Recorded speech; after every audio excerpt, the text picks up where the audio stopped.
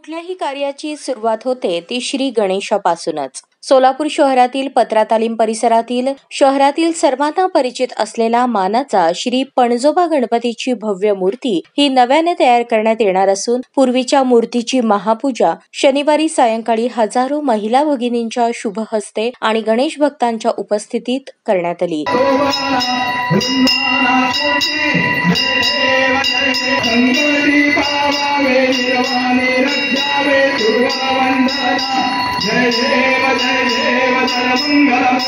या महापूजेनंतर गणपती बाप्पा मोरया, मंगल मूर्ती मोरया, पुढच्या वर्षी लवकर या असा जयघोष करून फटाक्यांची आतिषबाजी करण्यात आली आणि लाडक्या बाप्पाला निरोप देण्यात आला।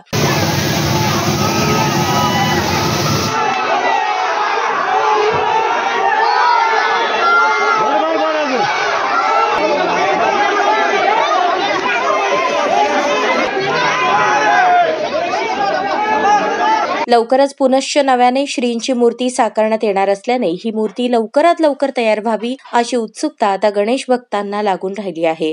आज आमच्या पत्रातील युवक मंडळाच्या वतीने 1983 साली पहिली प्लॅस्टरची मूर्ती कैलासवासी मुरलीधर बहादुर घाडगे व त्यांचे साथीदार त्यावेळेचे मन्नी महाराज परदेशी असतील, अर्जुनराव सुरवशी असतील, घाडगे गुरुजी असतील, शंकरराव धंगेकर असतील व अनेक त्यावेळेचे सुप्रसिद्ध मूर्तिकार दीनानाथ वेलिंग यांच्या हस्ती ही मूर्ती त्यांनी त्यावेळेस 1983 साली सोलापूरमध्ये प्रथमतः प्लॅस्टरची मूर्ती आणि त्यावेळेस त्या काळची सर्वात मोठी मूर्ती ही पत्रा तालमीची त्यावेळेस घेऊन आले।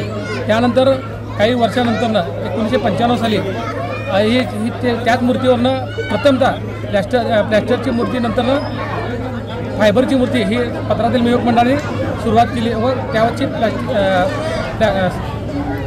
फायबरची मूर्ती ही पत्रातील युवक मंडळाने स्थापन केली 1995 साली। त्यानंतर आज जवळपास 35-36 वर्ष झाले की त्या पत्रातील युवक मंडळ यांनी आज पत्रातालीमधील ही मूर्ती सर्व मंडळाच्या कार्यकर्त्यांनी व सर्व खुशीने त्या मूर्ती आपण बदलत आहे।